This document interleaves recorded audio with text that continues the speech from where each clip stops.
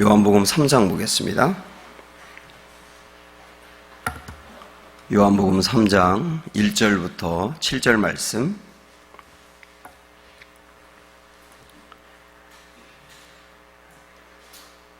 (145쪽에) 있어요. 요한복음 3장 1절부터 7절 말씀. 그런데 바리새인 중에 니고데모라 하는 사람이 있으니 유대인의 지도자라.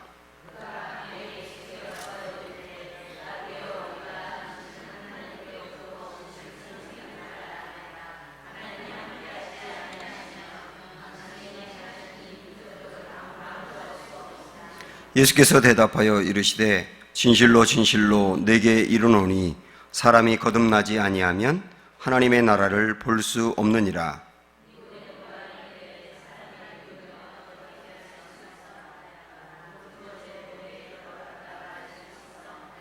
예수께서 대답하시되 진실로 진실로 내게 이르노니 사람이 물과 성령으로 나지 아니하면 하나님의 나라에 들어갈 수 없느니라. 같이요. 내가 네게 거듭나야 하겠다 하는 말을 놀랍게 여기지 말라. 아멘. 네, 서로 인사 좀 나누시죠. 사랑합니다. 축복합니다.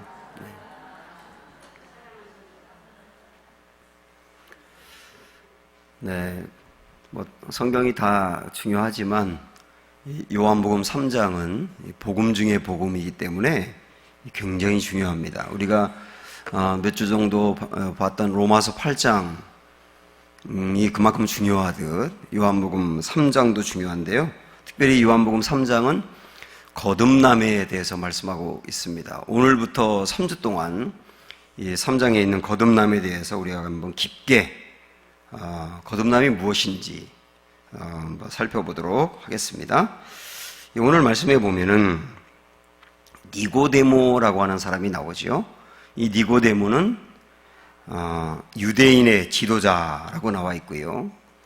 특별히 조금 더 구체적으로 말씀을 드리면 이 사람은 산헤드린 공의의 공회원이었다, 이렇게 이제 전해지고 있습니다. 이 쉽게 말하면 국회의원인 거죠. 이때 당시에는 이스라엘 안에 그 국회의원이 50명에서 60명 정도 있었어요. 그들은 아주 엘리트고 그리고 백성들의 지도자이기 때문에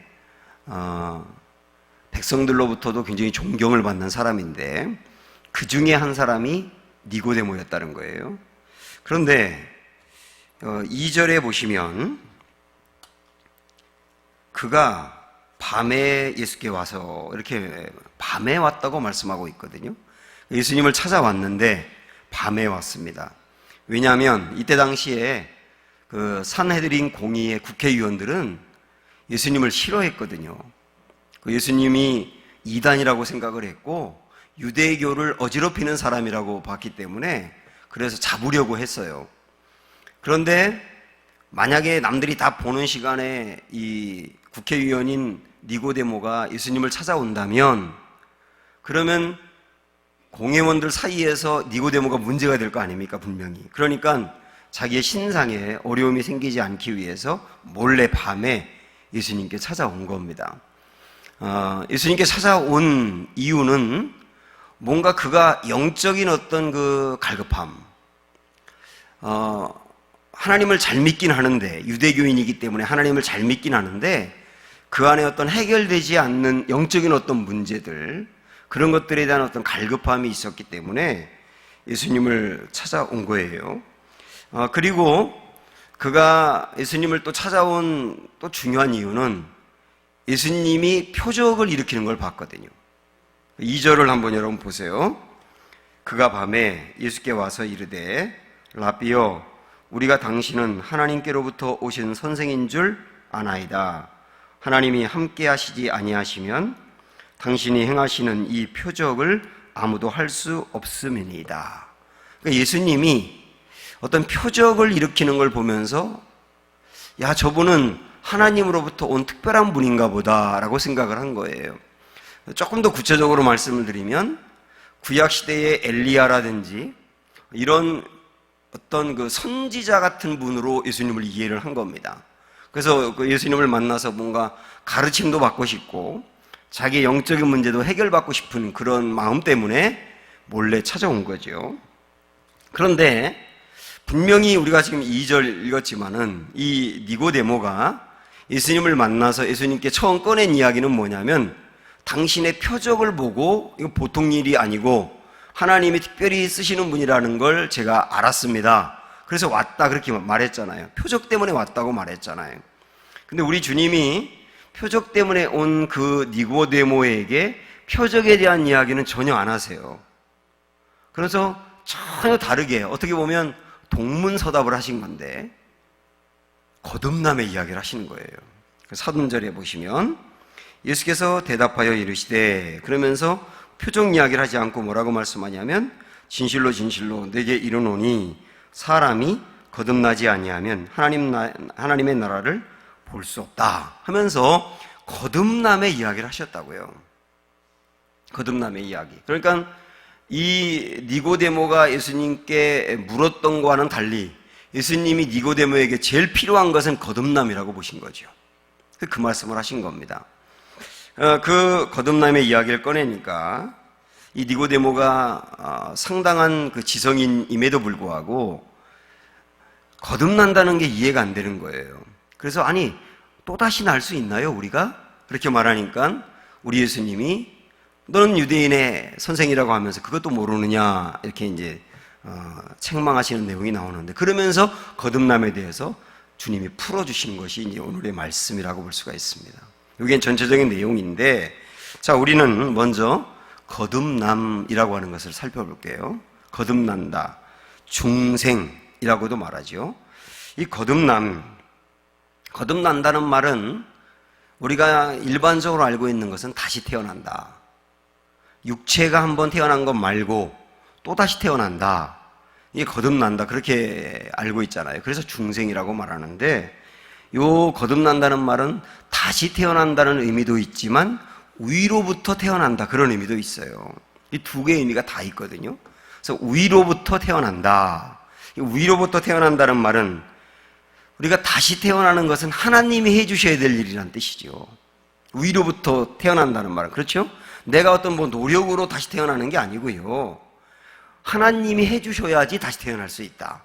이게 이제 거듭난다라고 하는 의미인데 우리가 엄마 뱃속에서 한 번 태어났기 때문에 육적으로는 태어났어요.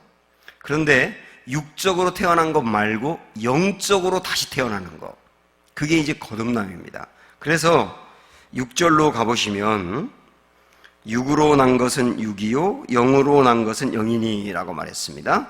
그러니까 육으로 난 것이라고 하는 말은 엄마 뱃속에서 육신이 태어난 것, 모든 사람이 다 여기에 해당되죠. 그 사람은 육의 몸을 갖고 있는 거다. 그런데 영으로 난 것은 이라고 말했잖아요. 그 말은 육으로 난 것 외에 영으로 또 난다는 걸 얘기하는 거 있는 겁니다. 그래서 거듭남인 거예요. 영으로 또 난다. 영으로 또 난 사람은 영이다. 그 말은 뭐냐면 성령이 있는 또 다른 사람이 되는 거다. 성령으로 거듭난 또 다른 사람이 되는 거다. 이런 의미를 이야기를 하는 겁니다. 그래서 거듭난다고 하는 것은 두 번 태어나는 거다. 육으로 한 번 태어났으니 또 한 번 태어나는 거다. 이렇게 이제 거듭남을 우리가 정리할 수 있거든요. 그런데 7절로 넘어가 보시면 우리 예수님이 니고데모에게 이렇게 말씀하셨어요. 내가 내게 거듭나야 하겠다 하는 말을 놀랍게 여기지 말라. 거듭나야 하겠다 이렇게 이제 표현했는데 요거는 우리말로 번역은 거듭나야 하겠다라고 돼 있지만은 사실은 이제 이 영어로 보게 되면 훨씬 더 강력한 의미예요. You must be born again 이렇게 나와 있어요. 너는 반드시 다시 태어나야 한다. 그 반드시가 강조가 되고 있어요. must가 들어가 있거든요. 그래서 태어나는데 반드시 태어나야 한다. 응? 반드시 두 번 태어나지 않는다면 안 된다는 겁니다. 그래서 다시 태어나지 않는다면 어떻게 되느냐? 3절도 그랬고 5절도 그랬고 뭐라고 말씀하냐면 하나님 나라에 갈 수 없다는 거예요. 하나님 나라를 볼 수 없다, 하나님 나라를 갈 수 없다, 똑같은 말이죠. 그러니까 거듭나지 아니하고서는 하나님 나라인 천국에 갈 수가 없다, 구원받을 수 없다. 이거를 강조했기 때문에 두 번 태어나는 거, 육신이 한 번 태어나고 또다시 영이 한 번 태어나는 거, 이거는 천국을 가느냐 가지 못하느냐를 결정하는 결정적인 시금석이 되는 거예요. 기준이 된단 말이죠. 제 아무리 교회 생활을 열심히 했어도 거듭나지 않는다면 하나님 나라를 갈 수 없다는 거예요. 그래서 교회를 다니면서 신앙생활하면서 가장 중요한 것은 거듭나는 거예요. 우리가 현실적으로 내 몸에 질병이 있다든지, 그리고 물질의 문제가 있다든지, 어떤 가난의 문제라든지, 우리 자녀나 우리 가정에 어떤 우환이 있다든지, 이런 문제를 해결하는 건 현실적으로 중요한 일이죠. 그러나 그런 일들은 중요하긴 하지만 가장 중요한 건 아니에요. 사실 우리가 이제 주님을 믿으면서 복을 받고 그래서 많은 것을 얻고 누리는 것도 중요한데, 그러나 내가 건강하게 살았다든지 물질을 많이 가지고 살았다든지 그 다음에 큰 일을 했다든지 이런 것들은 마지막 죽을 때는 헛되고 헛된 일이거든요, 사실은. 그러니까 이 세상에 사는 동안 정말 중요한 것은 맞지만, 그러나 영원히 구원받고 영생하는 일에 있어서 그것이 영원토록 중요한 건 아니지 않습니까? 그러나 우리가 중생한다고 하는 거, 거듭난다고 하는 것은 이 땅에 사는 동안도 중요할 뿐만 아니라 영생을 위하여 결정적인 거기 때문에 가장 중요한 일이 되는 거예요. 무엇보다도 말이죠. 제가 이전 교회에서 그 전도지를 만들면서 한번 넣었던 문구가 있어요. 파스칼이라고 하는 분이 이제 했던 말인데, 그 문구를 제가 한번 그대로 여러분 읽어드리겠습니다. 팡세의 저자요, 크리스천이었던 파스칼은 수학자였기 때문에 구원 문제에 있어서 확률의 개념을 적용했다. 크리스천이 된 사람들이 손해볼 것은 무엇인가? 그가 이제 그런 질문을 스스로 한 거죠. 설사 그가 죽어서 하나님이 없고 그의 믿음이 헛된 것이었다고 판명되더라도 그는 잃을 것이 없다. 사실상 그는 믿지 않는 친구들보다 더 행복하게 산 사람이다. 그러나 정말 하나님도 계시고 천국과 지옥도 있다면 어떤 일이 발생하겠는가? 천국, 그것을 포기하기에는 너무도 위험한 도박이다. 만약에 천국이라고 하는 것이 어떤 사람은 있다 그러고 어떤 사람은 없다 그러면서 안 믿는 사람도 많잖아요. 그러나 천국이라고 하는 것이 나는 못 믿겠어라고 한다 하더라도 그것을 내가 못 믿겠다고 해서 외면하고 무관심하면 절대로 안 되는 이유가, 천국이 있을 가능성이 1%라도 있는 거잖아요. 믿지 않는 사람들이 볼 때도. 그렇다고 한다면 1%라도 있다고 한다면 도박하기에는 너무 위험한 것이라는 얘기예요. 왜냐하면 거기에 들어가느냐 안 들어가느냐에 따라서 영생이냐 영벌이냐가 결정되는 문제이기 때문에 그래요. 어떤 목사님이 이제 썼던 글에 보니까 이런 얘기가 나와 있습니다. 이분이 병원의 원목으로 사역을 하시는 분인데요. 한 번은 20대 젊은 그 청년이 교통사고를 당해가지고 급하게 중환자실로 후송이 됐습니다. 그래서 이 목사님이 이제 그런 경우는 또 빨리 달려가서 기도를 해준다 그래요.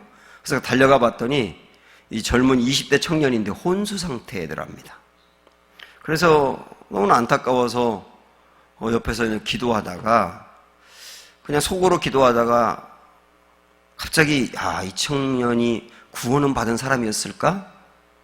하는 생각이 들어서 좀 소리내서 이렇게 기도를 한 것 같아요. 그랬더니 이 청년이 갑자기 목사님하고 부르더랍니다. 그 혼수 상태에 있던 이 청년이 갑자기 깨어난 거예요. 그러더니만 목사님이시죠? 그러면서 천국이 정말 있는 겁니까? 구원이 정말 있는 겁니까? 그렇게 물어봐서 있다고, 천국이 있다고, 구원이 있다고, 반드시 거기 가야 된다고. 그랬더니 거기 가는 길 좀 알려주세요. 그러더래요. 그래가지고 성경을 얼른 펴가지고 이 청년에게 이제 성경에 있는 구원의 길을 알려주려고 그러는데 그 길로 갔다는 거예요. 그래서 너무도 안타까워가지고 1분만 더 있었으면 이 사람 구원받을 수 있는 길이 있었는데, 그런 생각을 딱 하면서 이분이 병원의 원목으로서 그동안에는 병원에 입원해 있는 환자들이나 이런 사람들을 찾아다니면서 병 낫게 해달라 그런 기도를 주로 했는데, 그런 기도도 하지만 무엇보다 중요한 기도를 중생하게 해달라, 거듭나게 해달라, 그 기도를 한다는 거예요. 왜냐하면 병이 낫는다 하더라도 중생하지 않으면 소용없는 일이고, 그러나 병이 낫지 않아서 안타깝게 좀 일찍 가는 건 참 슬픈 일이지만은, 그러나 중생하게 된다면 영원히 사는 길이 열리는 거니까. 그래서 이분은 무엇보다 중요한 게 중생이라는 것을 알고 그 기도를 한다는 거예요. 우리 성도들이 주님을 믿어야 될 이유가 여러 가지가 있고, 또 교회에서 반드시 우리가 받아야 될 것도 많이 있습니다만은, 그러나 무엇보다 중요한 것은 두 번 태어나는 거다. 응? 두 번 태어나는 거다. 여러분, 물론 당연히 그러시겠지만, 여러분 두 번 태어나는 문제를 정말 해결하셨나요? 응? 제가 수도 없이 제자 훈련할 때도 설교할 때도 강조했지만, 다시 한번 우리 너무나 중요한 문구니까 다시 한번 따라해 보세요. 한 번 태어나면 두 번 죽고, 두 번 태어나면 한 번 죽는다. 느낌을 알잖아요. 무슨 뜻인지. 한 번 태어나면, 내 육체만이 태어나면 두 번 죽는다. 육체도 죽고 영혼도 죽고. 그러나 두 번 태어나면 육체도 태어날 뿐만 아니라 영혼이 중생하고 거듭난다면 우리는 육체만 죽는 거다. 영혼은 영원히 사는 거다. 이 너무나 귀한 이 말씀을 우리 마음에 다시 새기면서, 옆 사람 쳐다보면서 한번 하세요. 우리 제자 훈련할 때 인사할 때 그렇게 인사하다 그랬죠? 자, 하면서 한 번 태어나면 두 번 죽고, 두 번 태어나면 한 번 죽어요. 이 문제가 해결됐어야 된다는 거예요. 우리 3시간에 걸쳐서 이 거듭남의 문제를 깊게 살펴볼 텐데, 그러면 우리가 거듭남이 무엇인지를, 또 얼마나 중요한지를 아셨다고 한다면, 거듭남인 것 같지만 아닌 거, 거듭남인 것 같지만 아닌 거, 그것도 우리가 알고 가야 됩니다. 그 3가지를 한번 보도록 하겠습니다. 왜냐하면 교회 다니는 분들 중에는 오랫동안 다니면 그냥 저절로 구원이, 내가 교회 오래 다녔으니까 받는다고 생각하는 분도 더러 있을 수 있고 하기 때문에 좀 정확히 알 필요가 있거든요. 우선은 이 니고데모와 관련돼서 이렇게 말씀을 드릴게요. 첫 번째, 거듭남인 것 같지만 아닌 문제를 신앙 고백을 놓고 한번 보도록 하겠습니다. 신앙 고백. 니고데모는 아직 거듭난 게 아니잖아요. 니고데모가 예수님에게 이제 하는 말을 한번 2절을 자세히 한번 우리가 읽어보겠습니다. 보세요. 2절 시작. 그가 밤에 예수께 와서 이르되, 예수님을 뭐라고 불러요? 랍비어라고 불러요. 예수님이 선생님인 거예요. 그 다음에 우리가 라고 말하죠. 우리가 당신은 하나님께로부터 온 선생인 줄을 아나이다 라고 말하죠. 내가 그렇게 안다고 말하는 것도 아니고 우리가 안다고 말을 하죠. 하나님이 함께 하시지 아니하시면 당신이 행하시는 이 표적을 아무도 할 수 없음이니이다. 그러니까 먼저 이 니고데모가 예수님을 부르는 호칭을 보면, 예수님 앞에서 이제 고백하는 내용을 보면 우리가라고 말을 해요. 우리가. 구원이라고 하는 건, 중생이라고 하는 것은 우리가 받는 게 아니에요. 내가 예수님을 고백할 때도 우리는 예수님이 우리의 구원자이십니다 이렇게 고백하는 것도 아니에요. 철저히 구원이라고 하는 것은 1인칭입니다. 우리가가 필요 없어요. 구원이라고 하는 것은 철저히 내가 해요. 내가 예수님을 이렇게 고백합니다지, 우리가 예수님을 이렇게 고백합니다는 의미가 없다는 거예요. 묻어가는 게 아니지 않습니까? 철저히 구원은 1인칭이에요. 내가 어떻게 고백하느냐로 결정되는 거죠. 그 다음에는 아까 우리가 봤던 예수님을 부르는 호칭에 있어서 이 사람이 뭐라고 예수님을 불렀어요? 랍비라고 불렀어요. 훌륭한 선생님. 또 아까 앞에서 우리가 본 것처럼 선지자로 또 인정을 한 것이 분명합니다. 그런데 예수님을 부르는 호칭에 있어서 중생이 이루어졌다는 것은 예수님의 호칭이 선생이 아니에요. 선지자도 아니에요. 마태복음 16장에서 베드로가 예수님을 고백하면서 이렇게 호칭했지 않습니까? 시작. 주는, 보세요. 일단 주는 그리스도시요 살아계신 하나님의 아들. 그 말은 하나님입니다. 이 세 가지거든요. 결국은 주님, 그리스도, 하나님. 우리 예수님을 그 세 가지로 믿음으로 고백할 수 있을 때 이 신앙 고백이 중생한 고백이 되는 거예요. 우리 예수님은 구원자인 겁니다. 선생 역할을 한 건 맞아요.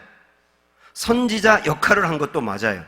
그러나 그것은 하나의 부분적인 역할이었을 뿐이지 우리 예수님은 구원자예요. 구원자는 다르게 말하면 그리스도, 구약적인 개념으로 말하면 메시아거든요. 두 번째는 우리 주님은 하나님이세요. 하나님.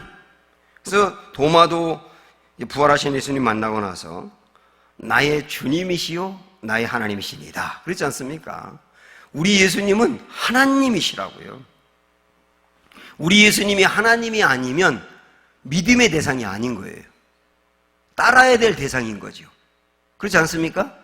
제가 지난번 우리 그 청소년부 수련회 때 설교하면서도 둘째 날에 우리 예수님이 하나님이 된다는 것을 굉장히 중요하게 강조했는데 이 아이들이 예수님 그러면 좋은 분이기 때문에 잘 따라야 된다고 생각하는데 믿어야 될 대상으로 여기질 않아요. 신앙의 대상이어야 된단 말이에요. 우리 예수님은 하나님이니까요. 그 다음에는 주님이라고 하는 겁니다. 주님이라고 하는 것은 더 쉽게 말씀드리면 주인님이에요. 주인님. 우리 예수님 내 인생의 주인입니다. 지금까지 내 인생의 주인은 나 자신이었지만 이제부터는 내 인생의 보좌에 주님이 앉아 계시고 나는 그 밑에 엎드릴 뿐입니다. 그래서 이제는 주님이 나의 인생의 주인이니까 나는 주님의 명령대로 따라 살 것이며 주님의 뜻대로 따라 살 것이며 내 인생의 목적은 주인님을 드러내는 것입니다. 이게 바뀌는 거거든요. 그 주인이라고 하는 굉장히 중요한 고백이에요. 그래서 이 시간에도 우리가 나에게 정말 예수님은 누군지 신앙 고백을 할 때 여러분 예수님은 누구세요? 주님이시죠? 하나님이시죠? 그리스도이시죠? 이 고백 세 가지가 들어간 것이 중생이다. 그렇게 볼 때는 니고데모는 아직 중생이 아닌 거죠. 자, 그럼 두 번째. 중생이고 거듭난 것 같지만 아닌 거. 체험을 했다고 중생은 아니에요. 두 번째 굉장히 중요한 문제를 보겠습니다. 자, 이 사람이, 이 니고데모가 예수님을 찾아온 이유가 아까 2절에 본 것처럼 뭐였다 그랬어요? 뭘 보고 왔다 그랬어요? 표적을 보고 왔다 그랬어요. 표적. 우리 예수님이 일으키는 기적을 보고 야, 이분 대단한데 하고 왔다는 거죠. 표적을 본 사람은 뭘 경험했다고 하냐면 체험했다고 말하는 거예요. 그렇죠? 표적을 경험한 게 체험이지 않습니까? 많은 성도들이 내가 언제 어떤 체험을 하면 체험을 한 것이 그 구원인 줄 알아요. 그 중생인 줄 안다고요. 아니지 않습니까? 체험이라고 하는 거 어떤 기적 같은 일이 내게서 일어났다든지 내가 그것을 봤다든지 놀라운 기도의 응답이 내게서 일어났다든지 신비로운 일이 일어났다든지 이런 것들은 전부 다 체험인데요. 이런 것은 굉장히 중요합니다. 왜냐하면 이 체험은 믿음을 갖게 하는 촉진제가 되는 게 사실이에요. 체험을 하는 사람은 믿음이 더 빨리 생기고 확실히 생기는 부분이 분명히 있어요. 그래서 우리 예수님도 요한복음 10장에 보면은 사람들이 예수님을 믿지 않을 때 내가 하는 말을 믿지 못하겠거든 내 이적을 믿어라. 내가 했던 이적을 믿어라. 그렇게 말씀하면서 그러면 내가 아버지 안에 거하고 아버지가 내 안에 거하는 것을 깨달아 알리라. 이적은 우리 예수님이 누구신지를 더 밝히 깨달아 알도록 도와주는 게 분명해요. 그래서 우리가 기도응답을 받고 기적을 경험하고 하는 것들 내가 직접 하든지 다른 분이 하든지 굉장히 중요한 것은 내 믿음에 불을 붙이기 때문이에요. 중요한 거예요. 그래서 우리도 지금 한종환 집사님을 위해서 집중적으로 기도합니다만은 한종환 집사님 하나님 고쳐주었을 때 우리가 그 한종환 집사님의 치유를 놓고 다 같이 교인들이 안타까워하며 기도했을 때 응답을 받게 되면 우리의 믿음이 다 같이 성장하잖아요. 중요한 거예요. 그래서 그러나 그렇다 하더라도 체험이라고 하는 게 표적이라고 하는 것 자체가 그걸 경험했다고 중생한 것은 아니라는 거예요. 경험했다고 중생한 것은 아니다. 이스라엘 백성들이 그 민수기 21장에 보면 부엘이라고 하는 지역에 도착한 내용이 나와요. 이 부엘이 그 지명 이름인데 그 부엘에서 이스라엘 백성들이 38년 전에 반석에서 물이 나가지고 물을 마셨거든요. 그러니까 광야 생활 중에 반석에서 물이 나와가지고 200만이 마셨다는 것은 엄청난 기적이지 않습니까? 그 일을 38년 전에 경험을 했다고 해요.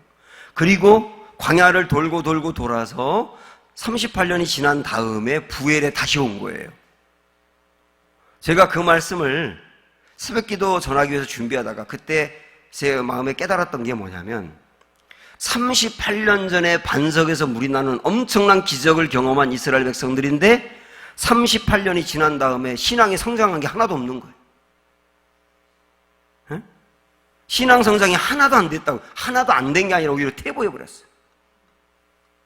그래서 이 체험이라고 하는 거, 기적이라고 하는 건 좋은 건 분명한데 그거 자체로 꼭 반드시 믿음이라고 볼 수도 없고 그거 경험했다고 꼭 반드시 신앙이 성장하는 것도 아닐 수 있다는 거예요. 우리가 오늘 이 3장을 봤는데 그럼 2장 끝부분을 제가 2장 다룰 때 나누지 않았거든요. 23절부터 오늘 3장하고 붙여서 보는 게 좋은데요. 자, 2장 보세요. 2장 23절 시작. 6월절에 예수께서 예루살렘에 계시니 많은 사람이 그의 행하시는 표적을 보고 그의 이름을 믿었으나, 예?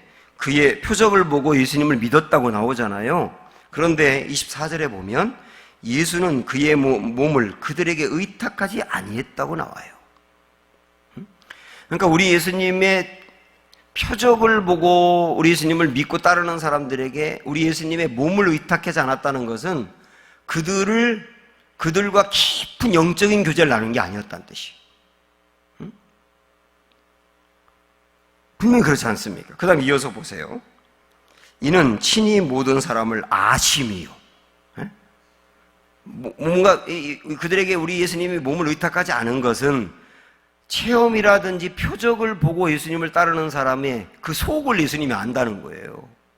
그 다음에 25절 보면 또 사람에 대하여 누구의 증언도 받으실 필요가 없었으니 이는 그가 친히 사람의 속에 있는 것을 아셨음이니라. 이 무슨 말씀이냐면 여기 보세요. 이런 뜻이에요. 예수님을 믿고 따르기 위해서 교회를 나오는 사람들 중에 예수님을 따르고 교회를 나오는 목적이 잘 들으셔야 돼요. 이 목적 자체가 기도응답이라든지 기적이라든지 뭔가 예수님이 주는 혜택을 받아서 유익을 얻는 것에 두는 사람. 이게 처음에는 그렇게 분명히 그런 목적으로 교회를 나오는 게 맞아요. 근데 교회를 오랫동안 다녀도 그 목적이 변화가 안 되는 사람은 우리 예수님이 그에게 예수님을 의탁하지 않는다는 거예요. 왜? 그 속을 알기 때문에. 그 속에 원하는 게 뭔지를 알기 때문에. 그 속에는 영적인 거에 대한 관심이 없는 걸 아시기 때문에. 그 속에는 정말 중요한 것이 중생하는 것이고 구원받는 것이고 그런 것인데 그런 것보다는 기도응답 받고 뭘 받고 뭐 선물 받고 유익을 얻고 하는데 관심을 두는 사람은 금방 주님을 떠날 수도 있다는 걸 주님이 아신다는 거예요. 이게 얼마나 중요한 문제입니까? 저도요, 목회하면서 이제 그런 것들을 많이 경험하게 되는데, 제가 이전 교회에 있을 때 장로님 중에 한 분이 신협 이사장이었어요. 신협 이사장. 그런데 그 장로님이 이사장으로 있는 신협의 직원들이 한 5명 정도가 교회를 나왔어요. 그 중에는 거의 10년 된 분도 있고, 교회 나온 지 10년 된 분도 있고, 그 다음에 신입사원으로 오면 이사장님에게 잘 보이기 위해서 교회를 나오고. 그런데 10년이 되든 5년이 되든 신앙 성장이 하나도 안 되는 거예요. 정말 신앙 성장이 안 돼도 그렇게 안 될 수가 없어요. 그리고 신협을 그만두면 교회를 딱 떠나는 거예요. 우리 교회를 떠나는 정도가 아니라 아예 교회 자체를 떠나더라니까요. 그래서 제가 그분들을 보면서, 물론 그분들 중에는 이제 주님 만나서 달라지는 분도 없었던 것은 아니지만 거의 대부분 그런 걸 보면서 목적 자체가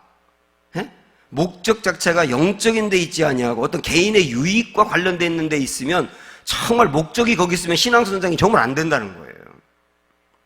이거는 우리도 마찬가지인데 말이죠. 그래서 교회를 나오는 목적이 개인적인 유익은 정말 어떤 연결고리 때문에 나오는 이런 부분은 없어야 되는 거예요. 내가 이 교회를 다녔을 때 물질적으로 어느 정도 누구와의 관계 때문에 얻을 수 있다든지 말이죠.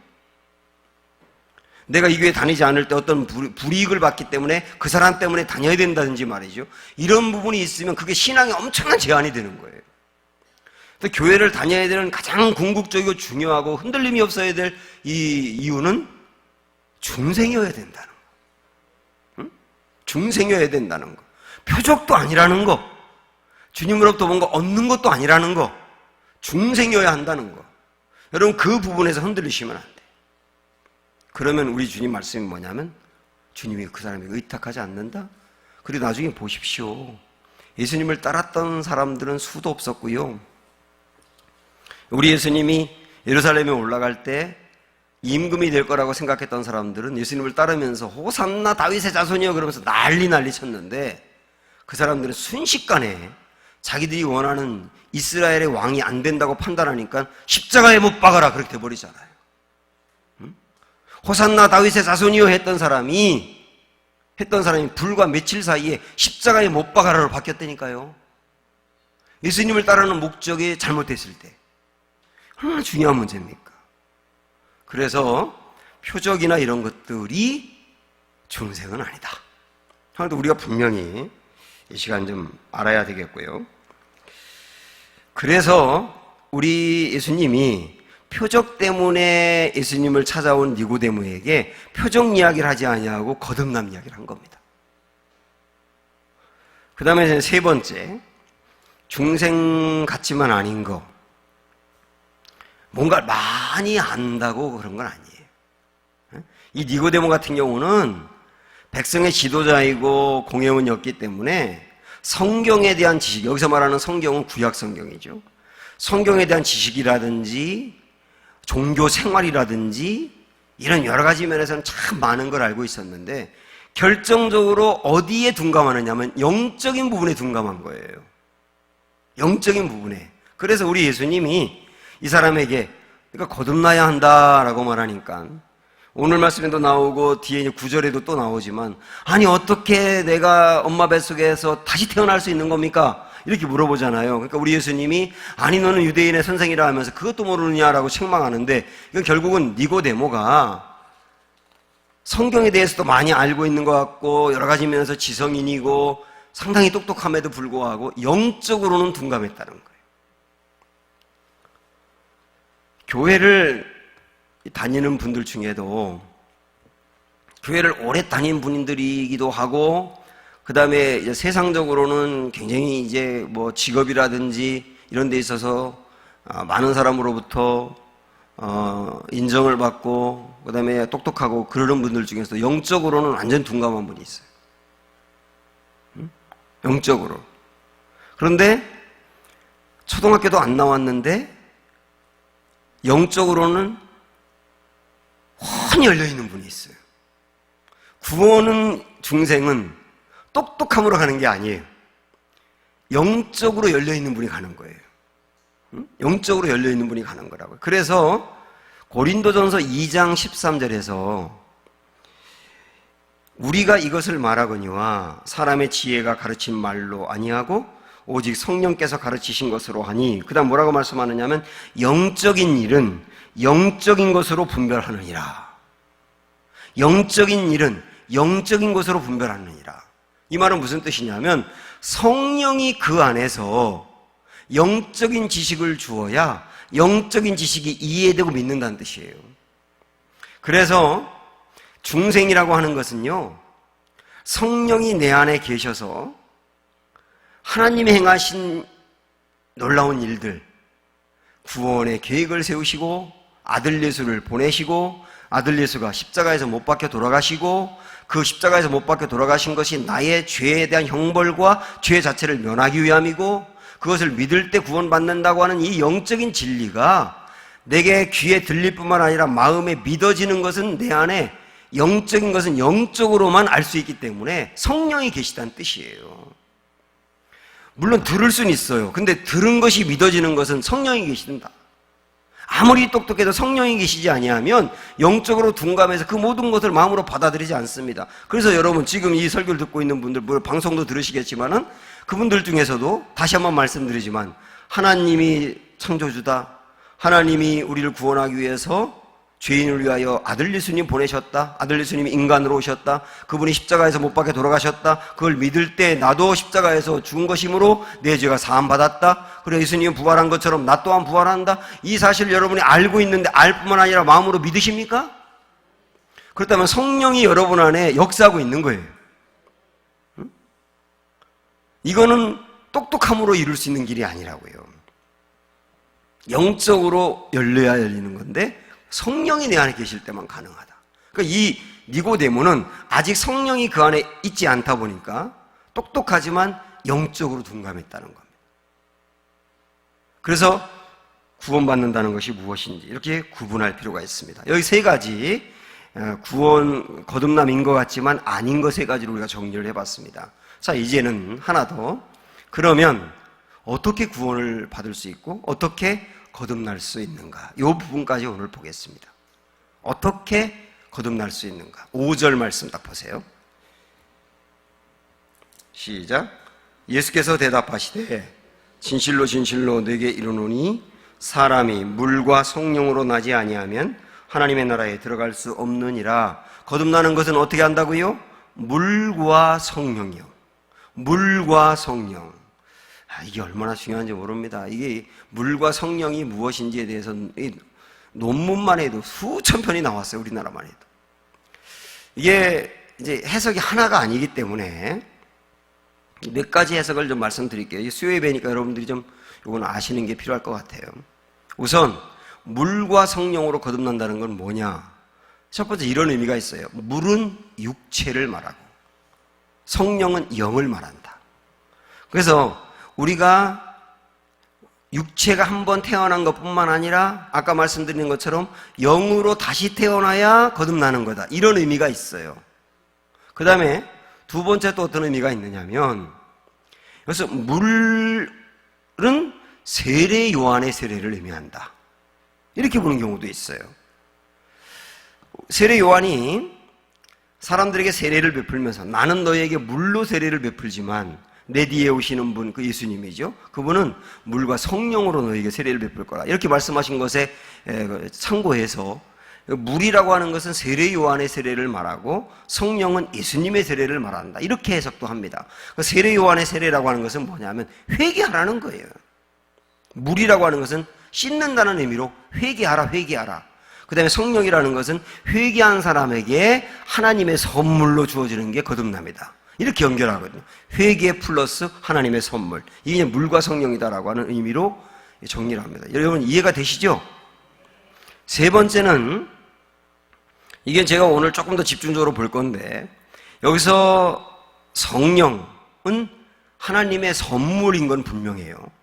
두 번째 말씀드린 거와 의미가 똑같은데 그래서 말하는 물을 많은 분들은 뭐라고 해석하느냐면 말씀으로 해석을 해요. 말씀으로. 그래서 거듭나는 것은 말씀과 하나님의 선물로 이루어진다. 이렇게 해석할 수가 있습니다. 한번 여기는 우리 말씀을 좀 찾아가면 좋겠는데, 뒤로 가셔서 베드로전서 1장 23절로 한번 가보십시오.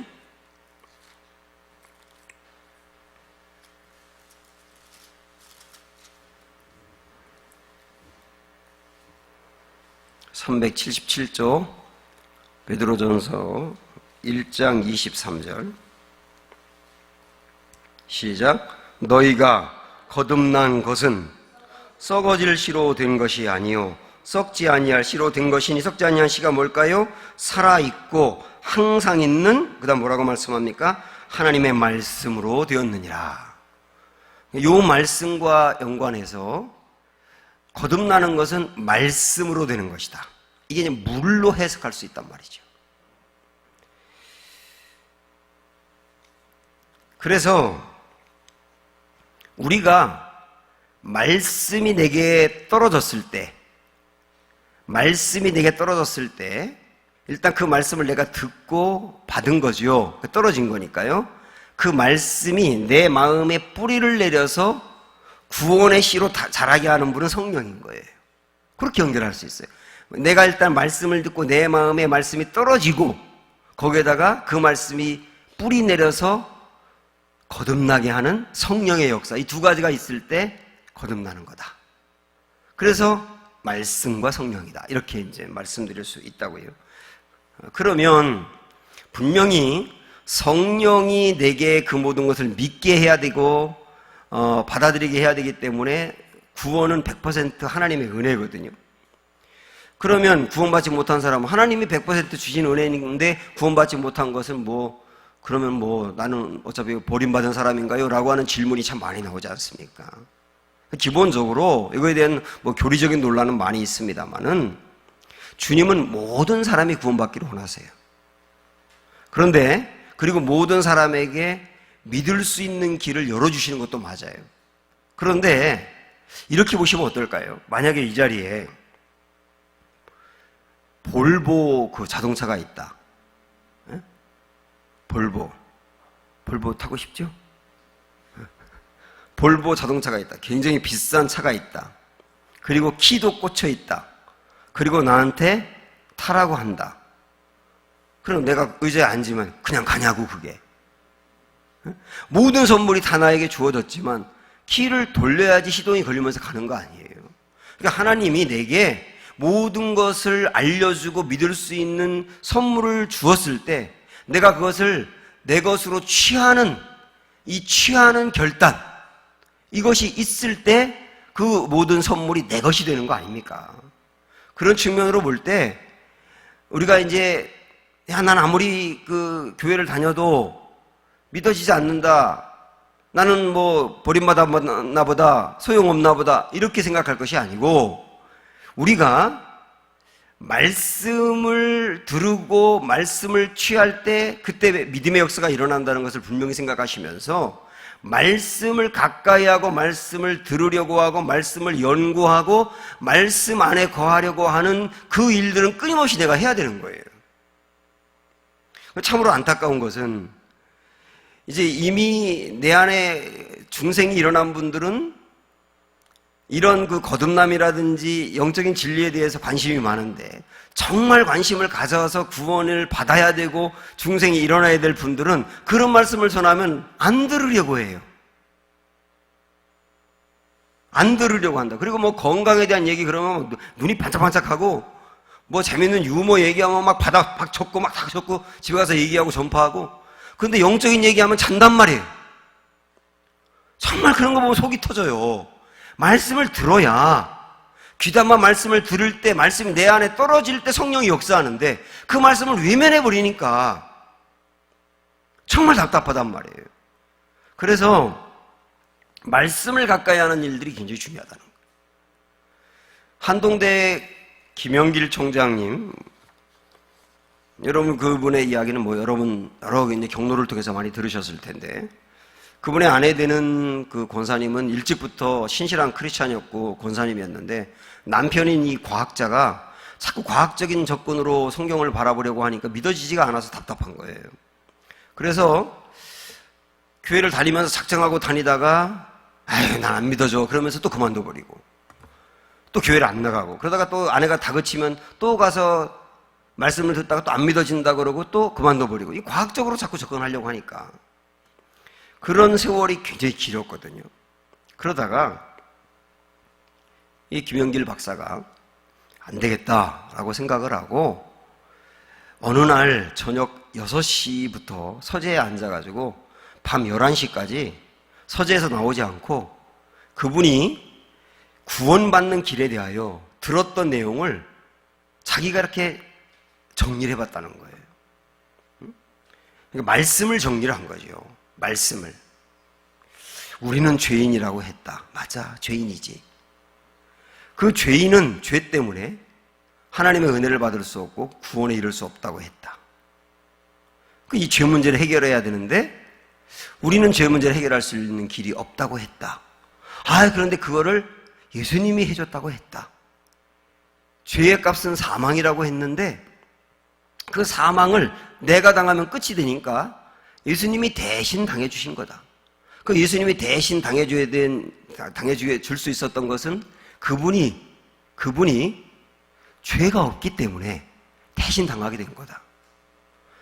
그분이 대신 당하는 것이 죽음인데 죽기 위해서 인간이 되신 거구나. 인간이 되어야 죽을 수 있으니까. 하나님은 죽으면 안 되니까. 근데 또 하나님인 이유는 죄가 없어야 되니까 하나님인 거구나. 이렇게 하나하나 이 복음을 그분이 써가면서 생각해보고 또 생각해보고 한 거예요. 그러다가 그 모든 과정에서 저녁 11시가 됐을 때 눈이 번쩍 열리면서 모든 게 그냥 믿어지더라는 거예요. 그래가지고 너무도 기뻐가지고 아내한테 가가지고 자기가 깨닫고 받아들인 사실을 얘기하니까 아내도 기뻐서 함께 춤을 추고, 그렇게 해서 그날 거의 너무 기쁜 나머지 잠도 이룰 수 없었고 그 다음날 차를 타고 출근하는데 이 차가 하늘로 올라가는 것 같더라는 거예요. 여러분, 그분을 잘 생각을 해보면 굉장히 중요한 게 있어요. 뭐냐면 안 믿어졌거든요. 안 믿어질 수 있잖아요, 우리가.